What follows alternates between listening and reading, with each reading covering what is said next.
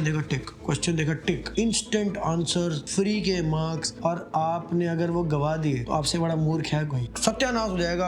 आप 12th में बैठे हो, सामने आपका टीचर ऑर्गेनिक केमिस्ट्री पढ़ा रहा है पर आपको कुछ समझ नहीं आ रहा होगा। एनसीईआरटी की किताब उठाओ, उसको नेस्तनाबूद कर दो। जीने के लिए सांस लेना अनिवार्य है, सांस लेनी ही पड़ेगी, पर ये थोड़ी कि सांस लेते रहोगे तो जिंदा रहोगे, पानी भी तो पीना पड़ेगा। पर भैया गैसीय स्टेट तो अब हट गया जेई मेन से। अगर जेई एडवांस्ड में ऑल इंडिया रैंक अंडर 100 लानी है, केमिस्ट्री का एक्सपर्ट बनना ही पड़ेगा। ऑल इंडिया रैंक अंडर 100 आपको आईआईटी दिल्ली, आईआईटी बॉम्बे में कंप्यूटर साइंस दिला सकती है, और आईआईटी दिल्ली बॉम्बे से कंप्यूटर साइंस करना आपकी पूरी लाइफ को, पूरा सब कुछ आपका पूरी तरह से बदल कर रख सकता है। मेरे भाई, आपको केमिस्ट्री पसंद है नहीं पसंद, इस बात से कोई फ़र्क पड़ता है यार? आप एक बात बताओ, आपको आईआईटी पसंद होना चाहिए ना, और आईआईटी अगर कह रहा है कि केमिस्ट्री पढ़ के आओ तो केमिस्ट्री पढ़ के आओ ना। मेरी तैयारी में मुझे तो केमिस्ट्री इतना गंदा सब्जेक्ट लगता रहा है, छी, मतलब कि भाई इसको तो रट्टे मारने वाले कम दिमाग वाले लोग करेंगे, इसमें कोई दिमाग का खेल नहीं है यार, ये मुझसे नहीं होता, ये बेकार है, ये लो लेवल है, इसमें इतने एक्सेप्शन हैं, छी छी छी छी। जो भी है, आईआईटी चाहिए मुझे। मेरी मैथ्स, फिज़िक्स, केमिस्ट्री तीनों में एडवांस का स्कोर बताऊंगा, तुम हैरान रह जाओगे। मेरा सबसे स्ट्रॉन्ग था मैथ्स और फेवरेट सब्जेक्ट था मैथ्स। मेरे 66 मार्क्स आए मैथ्स में आउट ऑफ 124, और मेरे फिज़िक्स में आए 78 आउट ऑफ 124, और मेरे केमिस्ट्री में 80 आए। सबसे ज़्यादा मतलब जिसको हेट किया उसी ने वफादारी दिखाई। और मैथ्स जो है ना, वो कभी रिलायबल नहीं है, आप कितना भी पढ़ के चले जाओ उसमें आपके नंबर, मैथ्स की और फिज़िक्स की भी स्ट्रैटेजी की वीडियोस आने वाली हैं, तो और वो आपको आईआईटी क्रैक करने में बहुत ज़्यादा मदद करेंगे। इसलिए आईआईटी की कसम है, चैनल अभी के अभी सब्सक्राइब करके रख लो, वीडियोस मिस ना हो जाए। मैथ्स में आप कितना भी पढ़ लो, आपको लास्ट मोमेंट पर उसका क्वेश्चन ना वो बहुत मुश्किल हो जाए और आपका मार्क्स चले जाए, लेकिन केमिस्ट्री वफादार है। मेरे पीछे आप कॉमेंट्स में सच्चे दिल से लिखो, केमिस्ट्री वफादार है, आईआईटी का द्वार है। Chemistry is the gateway to IIT. Chemistry IIT पहुंचाएगा, AIR 100 दिलवाएगा। पता है केमिस्ट्री में ना मार्क्स लाना बड़ा इजी है। आप पढ़ के, जैसे इनऑर्गेनिक केमिस्ट्री सबसे हेट करते हैं बच्चे, मैं कह रहा हूँ आपने एनसीईआरटी पढ़ ली, आपने अच्छे क्वालिटी के नोट्स पढ़ लिए। आप नोट्स कहाँ से पढ़ने, मैं आपको वो भी नोट्स भी दे दूँगा, उस पर आते हैं अभी। आपने अच्छे नोट्स पढ़ लिए और उसके बाद आप क्वेश्चन लगाने जाओगे ना, तो आप देखोगे क्वेश्चन देखा आंसर, क्वेश्चन देखा आंसर, क्वेश्चन देखा आंसर। कहाँ मैथ्स का क्वेश्चन आएगा, अगर क्वेश्चन ये सॉल्व कैसे होगा, होगा नहीं होगा, ऐसे करूँ क्या पता ना हो, क्या पता टाइम वेस्ट हो जाए, क्या पता ये हो जाए, क्या पता वो हो जाए, करने लगे मिस्टेक हो गई, ये हो गया वो हो गया, कितना टाइम चला गया, उसके बाद गलत हो गया, नेगेटिव मार्किंग आ गई। ये सब क्या है यार? केमिस्ट्री देखो ना भाई, क्वेश्चन देखा टिक, क्वेश्चन देखा टिक, ऐसे इंस्टेंट आंसर, फ्री के मार्क्स, और आपने अगर वो गवा दिए तो आपसे बड़ा मूर्ख है कोई? आप मेरी ये बात मान लो, केमिस्ट्री इतना सा खेल है। अगर इनऑर्गेनिक की या ऑर्गेनिक की बात करूं, इतना सा खेल है बस। एनसीईआरटी पढ़ो, अच्छे नोट्स पढ़ो, और उसके बाद क्वेश्चन सॉल्व कर दो। पूरी डिटेल बताऊंगा इसकी, और अच्छे नोट्स मैंने डिस्क्रिप्शन में आपके लिए ना इनऑर्गेनिक, ऑर्गेनिक और फिजिकल का पूरा एक बंडल डाल दिया है, और आपके लिए बहुत ही ज़्यादा उसको बहुत ही ज़्यादा अफोर्डेबल कर दिया है। आप वो नोट्स डाउनलोड करो, उनका प्रिंट आउट निकलवाओ, और वो नोट्स आपको पढ़ने हैं। वो पढ़ दिए अगर, तो आप अपने नोट्स मत बनाना यार, आप उसमें टाइम वेस्ट करोगे। आप वो नोट्स बस पढ़ दो, उन्हीं को प्रिंट करवा के उन पे पेन से डूडलिंग कर लेना, जो करना उन पे कर लेना। आपने वो नोट्स पढ़ दिए। नोट्स मेरे स्टूडेंट जिसकी ऑल इंडिया रैंक 28 आई थी, उसने भी पढ़े हैं, और उसकी 28 रैंक इसीलिए आई। ऐसे ही 105, 117, ये मेरे सारे जो रैंकर स्टूडेंट्स हैं ना, जिनके 100 के आसपास रैंक, 100 के अंडर या 100 के आसपास, वो सारे स्टूडेंट्स ने ये नोट्स पढ़े हैं। इस साल मेरा टारगेट है कि मुझे अपने 5 बच्चों को ऑल इंडिया रैंक अंडर 100 लेके जाना है जेई 2026 में। मतलब आज से सोचो 1.5 साल 2 साल बाद वो एग्ज़ाम है, मैं उसकी प्रिपरेशन आज से कर रहा हूँ। पर तुम लोग नहीं कर रहे आज से प्रिपरेशन। अभी आपकी कोचिंग में ऑर्गेनिक चालू होने ही वाली है। आप अभी के अभी ऑर्गेनिक, इनऑर्गेनिक, फिजिकल का पूरा बंडल डिस्क्रिप्शन में है, वो ज्वाइन करो, प्रिंट आउट करवाओ, पढ़ो और क्वेश्चंस लगाना स्टार्ट करो। शुरू करते हैं डिटेल स्ट्रेटजी। केमिस्ट्री के अंदर 3 पार्ट्स होते हैं, physical chemistry, organic chemistry, inorganic chemistry. इनमें सबसे ज़्यादा स्कोरिंग और बोरिंग है इनऑर्गेनिक केमिस्ट्री, फिर आता है ऑर्गेनिक केमिस्ट्री और फिर आता है physical chemistry. Physical chemistry generally उसमें न्यूमेरिकल्स वगैरह ज़्यादा रहते हैं, ऑर्गेनिक केमिस्ट्री में मैकेनिज्म्स वगैरह रहते हैं और इनऑर्गेनिक में आपको स्ट्रेट रिएक्शंस और प्रॉपर्टीज़ याद करनी होती है। ये मोटा मोटा इनका ओवरव्यू दे रहा हूँ। फिजिकल केमिस्ट्री की स्ट्रेटजी डिस्कस करते हैं। फिजिकल केमिस्ट्री का बेस बनाता है मूल कॉन्सेप्ट। आपको ये एक्सप्रेस करना आना चाहिए ना कि क्वांटिटी ऑफ सब्सटेंस कैसे होती है, तभी तो आप उस पर रिएक्शन करवा के उसको थर्मोडायनेमिक्स करवा पाओगे, उसका इक्विलिब्रियम, उसकी कॉन्सेंट्रेशन की बातें तभी तो कर पाओगे। फिर ये आ जाती है सारी कॉन्सेंट्रेशन टर्म जैसे कि molarity, molality, normality, basicity, acidity और बहुत सारे ऐसे जो टर्म्स होते हैं, इनके फॉर्मूला, इनका सिग्निफिकेंस, इनका मीनिंग क्या है, ये सारी बातें आपको समझ में आ रही हैं। न्यूमेरिकल्स में आप इनको लगा सकते हो। आप इन सारे टर्म्स पता नहीं है, आदी हो चुके हो। फर्क है, नॉलेज नहीं चाहिए, हैबिट चाहिए, हैबिट। मुझे नॉर्मेलिटी ये नहीं पता क्या होता है, मेरी हैबिट है नॉर्मेलिटी, तो मैं रोज़ यूज़ करता हूँ ये नॉर्मेलिटी ऐसे नॉर्मल व्यवहार में नॉर्मेलिटी यूज़ करता हूँ, मोलैलिटी यूज़ करता हूँ। ऐसे आपको इतना आप यूज़ टू हो जाओ इनके, जैसे आपको अपने भाई बहनों के नाम पता होते हैं ना, ऐसे आपको सब पता होना चाहिए एकदम। आपके अंदर ये बिल्कुल दिल में उतर जाने चाहिए सारे कॉन्सेप्ट्स, जैसे रोज़ की बात है। फिजिकल केमिस्ट्री में कुछ बेवकूफ़ होते हैं जो सिर्फ थ्योरी पढ़ते हैं, पहले सारी इकट्ठी थ्योरी पढ़ लेंगे, फिर सोचेंगे कि क्वेश्चंस कर लेता हूँ। नो, कुछ ऐसे बेवकूफ़ होते कहते हैं फिजिकल में तो न्यूमेरिकल होता है, न्यूमेरिकल कर लेता हूँ बस बहुत है, न्यूमेरिकल करते हैं, होते नहीं हैं। ये दोनों लोग 15 साल के नूब हैं, इसलिए ऐसी वाहियाती कर रहे हैं। असल तरीका है कि आप जैसे जैसे कॉन्सेप्ट्स पढ़ते हो वैसे वैसे उनके इलस्ट्रेशंस करते चलो। आपके कॉन्सेप्ट्स वो हाथ की हाथ टेस्ट हो जाएंगे, आपके दिमाग में, दिलो दिमाग में पूरी तरह से उतर जाएंगे और आपको उनकी आदत हो जाएगी। ऐसे कर करके पूरे चैप्टर्स ख़त्म करो। कैलकुलेशंस में सारे स्टूडेंट्स मात खा जाएंगे। बहुत सारे जो इंटेलिजेंट और मेहनती स्टूडेंट्स होते हैं वो भी यहाँ पर वाहियाती करके अपनी प्रिपरेशन का और केमिस्ट्री का और अपने मार्क्स का और अपने स्कोर का और अपने रैंक का और अपने फ्यूचर का सत्यानाश कर देते हैं, क्योंकि वो लोग कैलकुलेशंस को हाथ से नहीं करते। जेई मेन का जो नया पैटर्न आया है उसके अंदर आपको पता होना चाहिए कि पहले जैसे सेक्शन ए होता था, सेक्शन बी होता था, सेक्शन बी में 10 क्वेश्चन होते थे जो कि न्यूमेरिकल आंसर आता था जिनका, उन 10 में से आपको सिर्फ 5 ही करने होते थे। पर अब आपको 5 ही हैं वो, और 5 में से 5 ही करने, 5 वो कंपलसरी है। तो उस केस में वो लोग बहुत बुरी तरह मात खाएंगे जो लोग आज से न्यूमेरिकल अपने हाथ से कैलकुलेशन सॉल्व नहीं करते, कैलकुलेटर का यूज़ करते हैं, वो लोग बाद में बहुत ज़्यादा परेशान होंगे। आप एक बात बताओ ना, रातों रात एनटीए ने पैटर्न चेंज कर दिया। जिस बच्चे ने, अब उस बच्चे को कैलकुलेशन की आदत ही नहीं है, आप बताओ लास्ट मोमेंट पे क्या कैलकुलेशन की आदत डल सकती है?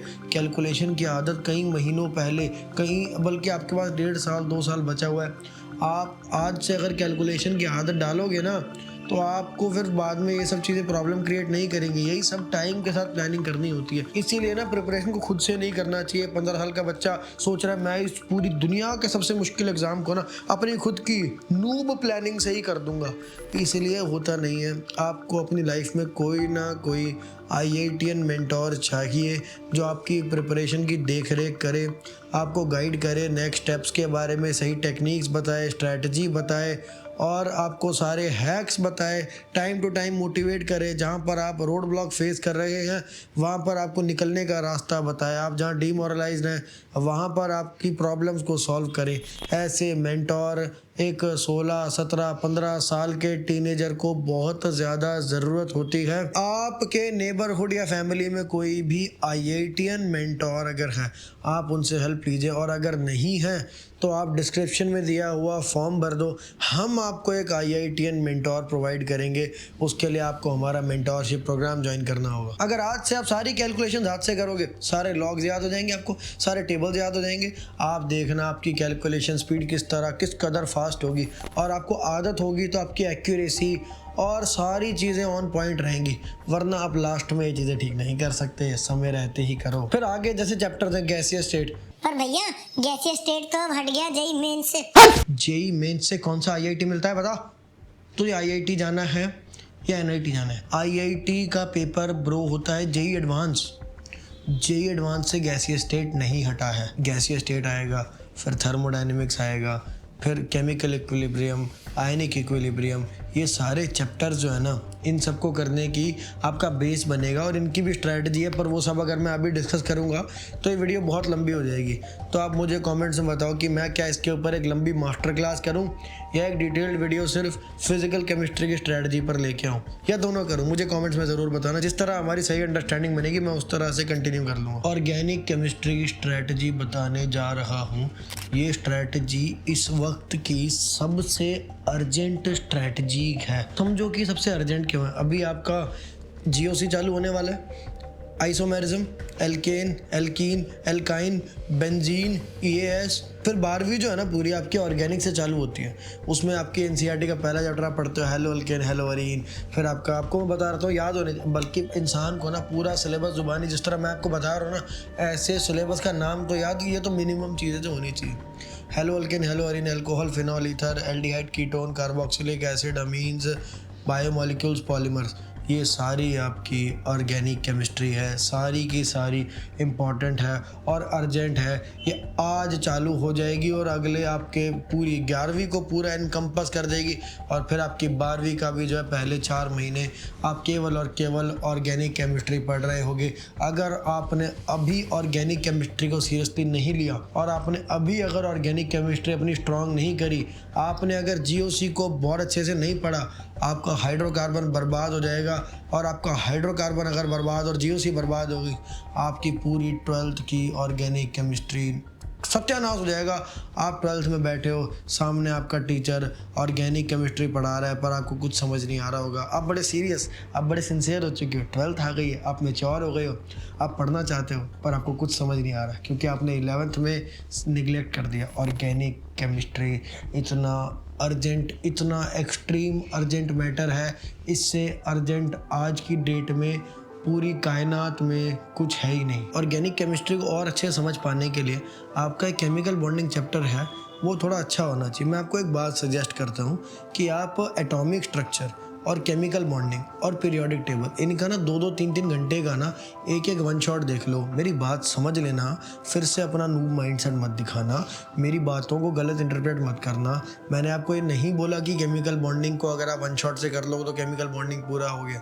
मैंने आपको ये बोला है कि केमिकल बॉन्डिंग को वन शॉट से करके आपको इतनी केमिकल बॉन्डिंग आ जाएगी कि GOC में इश्यूज नहीं आएंगे। GOC की फुल फॉर्म होती है जनरल ऑर्गेनिक केमिस्ट्री, पर कुछ 15-16 साल के नूब ये समझते हैं कि GOC माने पूरी ऑर्गेनिक केमिस्ट्री होते हैं। GOC एक चैप्टर है ऑर्गेनिक केमिस्ट्री का, जो कि आपको पूरे जो ऑर्गेनिक केमिस्ट्री में होने वाली चीज़ें हैं, जो इतने सारे आपके जो आप होमोलोगस सीरीज़ के चैप्टर्स पढ़ते हो, जैसे alcohol, phenol, ether, aldehyde, ketone, carboxylic acid, amines वगैरह वगैरह, इन सब का बेस आपका GOC बनता है। इसलिए GOC को समझना और पढ़ना बहुत ज़रूरी है और उसका बेस है पीरियोडिक टेबल, केमिकल बॉन्डिंग और एटॉमिक स्ट्रक्चर। GOC को किसी भी हाल में कॉम्प्रोमाइज़ नहीं करना। इसके अंदर कुछ इफेक्ट्स रहते हैं जैसे inductive effect, hyperconjugation, mesomeric effect, electromeric effect, और भी बहुत सारी चीज़ें होती है, स्टेरिक हिंड्रेंस एंड अलग अलग तरह के बॉन्ड्स और नोमेनक्लेचर वगैरह भी आपको एक बेसिक लेवल का आना चाहिए। आइसोमेरिज्म भी आप अगर बहुत एडवांस नहीं तो बेसिक लेवल का कम से कम आना चाहिए, वरना आप आगे सफ़र करेंगे। ऑर्गेनिक केमिस्ट्री को बहुत ही सीरियसली ले लेना, बहुत हल्का तो हल्के में भी मत लेना, बिल्कुल मजाक में भी हल्के में मत लेना। आपको इसके लिए बहुत ही अच्छे नोट्स चाहिए। और ये जो मैं आपको डिस्क्रिप्शन में नोट्स देने वाला हूँ, ये मेरे दोस्त ने मुझे दिए थे जब मैं IIT पहुँचा था। पहुँचने के बाद दिए थे कि निशांत यार ये मेरे नोट जो है ना, उसके केमिस्ट्री में उसके आए थे 124 नंबर का पेपर था, उसके 108 के आसपास नंबर आए थे एडवांस में। मतलब जिसके अगर 124 में से 108 आए ना, वो गॉड फादर है। उसने मुझे कहा कि यार ये नोट्स रख ले निशांत, ये तू JEE एस्पिरेंट्स को इतना मोटिवेट करता है, गाइड करता है, उनको दे दियो। मैंने वो नोट्स दे दिए बच्चों को और मेरे बच्चों ने वो नोट से बढ़ के ऑल इंडिया रैंक 28, 105, 117, 141 ऐसी रैंक्स ले आए। और केमिस्ट्री को हमने केमिस्ट्री को अपना एक हैक बना लिया। जहाँ पे दुनिया मैथ्स वगैरह में उलझी रह जाती है, हम केमिस्ट्री को, ऑर्गेनिक केमिस्ट्री, इनऑर्गेनिक केमिस्ट्री को ऐसा मास्टर कर, बोरिंग सब्जेक्ट है और लोग करेंगे ही नहीं। और इनऑर्गेनिक केमिस्ट्री तो बिल्कुल लास्ट महीने में करेंगे।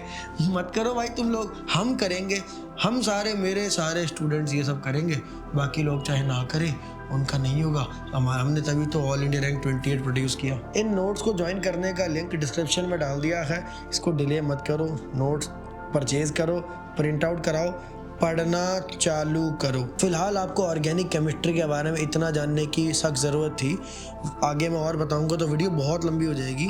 अगर आप चाहते हो कि मैं ऑर्गेनिक केमिस्ट्री के ऊपर एक पूरी डिटेल्ड मास्टर क्लास कंडक्ट करवाऊं तो मुझे आप कमेंट्स में बताओ। इनऑर्गेनिक केमिस्ट्री की गॉड स्ट्रेटजी सुन लो। एनसीईआरटी की किताब उठाओ, उसको नेस्तानाबूद कर दो, उसको आप उस पर अंडरलाइन करके उस पर आप याद करो, चीज़ें याद करो, छुपाओ उसको, अपने आप से पूछो इस हेडिंग के नीचे क्या लिखा था, और उस पर अपने नोट्स जो लिख दो, कागज़ पे कुछ भी लिख दो, ये कोई मेमोरी एड लिख दो, कोई निमोनिक लिख दो। आपकी एनसीईआरटी इतनी खराब, इतनी गंदी हो जानी, इतनी उसकी कंडीशन तबाह हो जानी चाहिए कि दूसरा बंदा उसको यूज़ ना करे। पर वो एनसीईआरटी जब बर्बाद होना तो आप मुझे आबाद चाहिए हो, आपको आबाद होना है। और एनसीईआरटी की जो कॉपी मिलेगी ना, आपको बुक की कॉपी होती है, एनसीईआरटी बुक को तो कोई बर्बाद नहीं कर सकता, उस कॉपी को जो आपके पास है वो बर्बाद कर दो। आप उसको पूरी तरह से आप निचोड़ दो एनसीईआरटी को। एनसीईआरटी आपके लिए किसी रिलीजियस स्क्रिप्चर से कम नहीं है when it comes to inorganic chemistry. NCERT को लेकर लेकिन कुछ मिसकंसेप्शंस हैं। लोग सोचते हैं कि एनसीईआरटी काफ़ी है। बहुत सारे कॉलेज के बच्चे इंजीनियरिंग कॉलेज में पहुंच के जेईई एस्पिरेंट्स को ये मिसगाइड करने लग गए हैं कि इनऑर्गेनिक केमिस्ट्री के लिए एनसीईआरटी सफिशिएंट है। मैं इनको समझाना चाहता हूँ, अंग्रेजी भाषा का एक लेसन देता हूँ। नेसेसरी और सफिशिएंट, ये दो वर्ड्स होते हैं। नेसेसरी का मतलब होता है ये चीज़ करनी बहुत ज़रूरी है, नहीं करोगे तो बहुत इश्यूज आएंगे। सफिशिएंट का मतलब होता है कि ये चीज़ अगर आपने कर ली तो कुछ और करने की ज़रूरत नहीं है। जो चीज़ नेसेसरी है वो ज़रूरी नहीं कि सफिशिएंट हो। जीने के लिए सांस लेना अनिवार्य है, सांस लेनी ही पड़ेगी। पर ये थोड़ी कि सांस लेते रहोगे तो जिंदा रहोगे, पानी भी तो पीना पड़ेगा, खाना भी तो खाना पड़ेगा, सोना भी तो पड़ेगा, सब कुछ करना पड़ेगा ना। ये सब चीज़ें नेसेसरी हैं पर सब सफिशिएंट नहीं है। सिर्फ पानी पी के आप जिंदा नहीं रह सकते, आपको सांस लेनी पड़ेगी। तो नेसेसरी और सफिशिएंट का फ़र्क समझो। कमेंट्स में लिखो NCERT is necessary but not sufficient. तो फिर हम और क्या करें। अगेन यहाँ पर मैं आपको कृतिका, जो कि मेरी जेईई प्रिपरेशन के टाइम पर गर्लफ्रेंड थी, उसने मुझे नोट्स दिए थे। मैंने वो नोट्स पढ़े थे इनऑर्गेनिक केमिस्ट्री में, सिर्फ वही पढ़े थे, मैंने और कुछ भी नहीं पढ़ा। उसके बाद पढ़ी है बल्कि एनसीईआरटी, क्योंकि नोट्स में ना अच्छी हैंडराइटिंग में, सिंपल भाषा में उसने इतने प्यार से वो नोट्स बनाए थे और वो मुझे उसने इतने प्यार से दिए थे।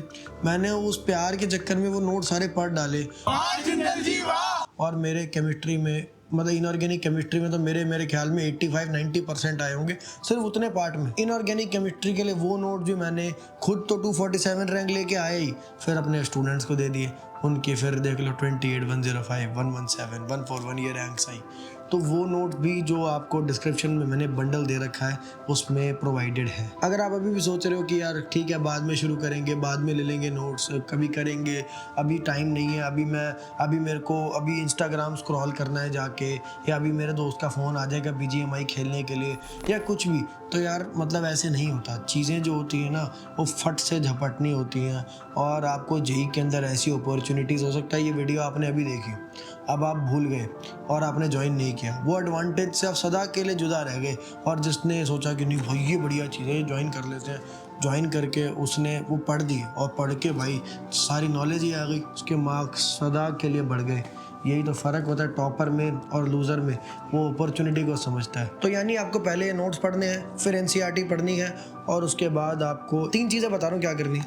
एनसीईआरटी के क्वेश्चंस, आपकी कोचिंग का कोई भी कोचिंग हो, इसमें इनऑर्गेनिक में ना एक किसी भी कोचिंग का मॉड्यूल करना है और फिर आपको एक कोई स्टैंडर्ड बुक करनी है इनऑर्गेनिक केमिस्ट्री। एक काम करता हूँ आप लोगों के लिए, वो जो स्टैंडर्ड बुक भी है ना, एक मैं आपके लिए यहाँ पर मॉड्यूल डाल देता हूँ जो मेरी टीम ने बनाए। वो मॉड्यूल में से आप इनऑर्गेनिक के क्वेश्चन सॉल्व कर देना, वो सफिशिएंट है। इनऑर्गेनिक केमिस्ट्री में काफ़ी अलग अलग भिन्न प्रकार के चैप्टर्स होते हैं, S block, P block, D block, F block, metallurgy advance में मेरे भाई आज भी है। ठीक है, मेंस की प्रेप आप अगर आज 11th में बैठ के मेंस की प्रेप सोच रहे हो तो मतलब फिर मज़ा नहीं है यार। आपको एडवांस तो एम करना चाहिए। आज से आप एडवांस एम नहीं करोगे तो कैसे IIT होगा। फिर कोऑर्डिनेशन कंपाउंड्स आ जाता है, सॉल्ट एनालिसिस आ जाता है, तो उसमें जो काइंड ऑफ वैरायटी है ना वो बहुत ही भयंकर है।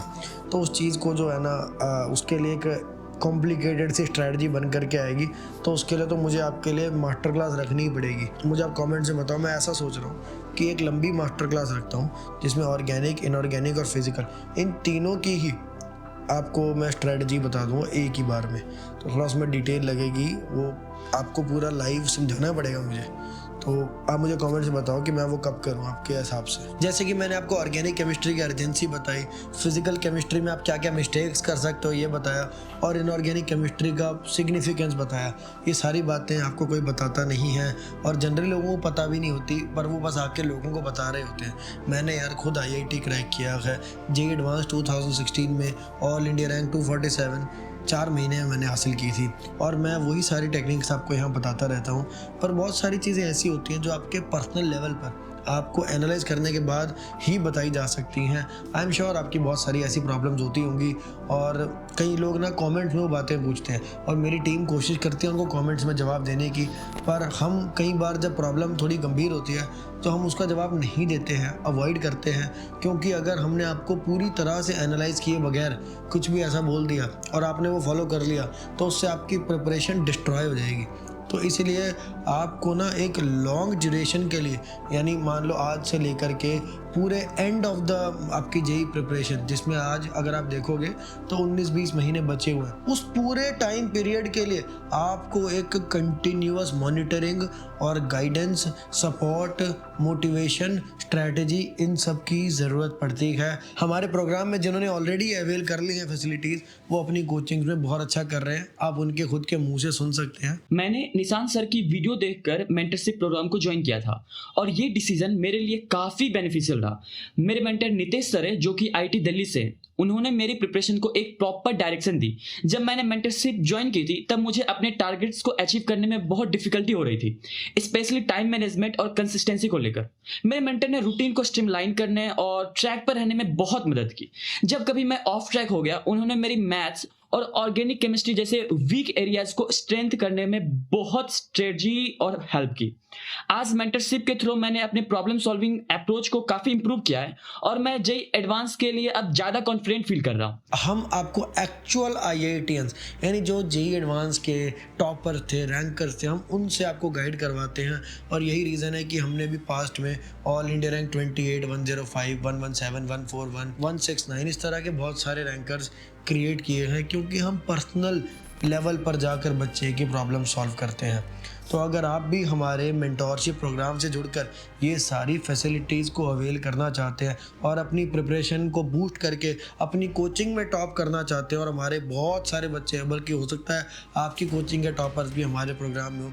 हमारे बहुत सारे बच्चे जो हैं वो कोचिंग इंस्टीट्यूट्स में अपने टॉप कर रहे हैं और एक बड़े रिजल्ट को लेकर के कॉन्फिडेंट है। तो आप डिस्क्रिप्शन में एक फॉर्म का भी लिंक दिया हुआ है, उस फॉर्म पर आपको अप्लाई करना होगा। आपका पहले इंटरव्यू किया जाएगा, आपकी पहले रिक्वायरमेंट समझेंगे, हम ये समझेंगे कि क्या एक्चुअल में आपको मेंटोरशिप बेनिफिट करेगी या नहीं करेगी। एक काउंसलर होंगे जो ये कर रहे होंगे हमारी टीम से, और उसके बाद आपकी सीरियसनेस कितनी है JEE को लेकर। ये सारी बातों पर जब आप खरे उतरोगे तभी हम आपको यहाँ पर सिलेक्ट करेंगे। थाउजेंड्स ऑफ लोग हमारे पास डेली बेसिस पर अप्लाई करते हैं, पर हम सिलेक्टेड स्टूडेंट्स को ही एडमिट कर पाते हैं।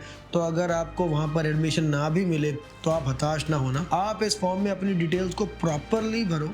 ये फॉर्म जितना अच्छे से आप भरोगे उतने आपके चांसेस अच्छे होते हैं सिलेक्ट होने के।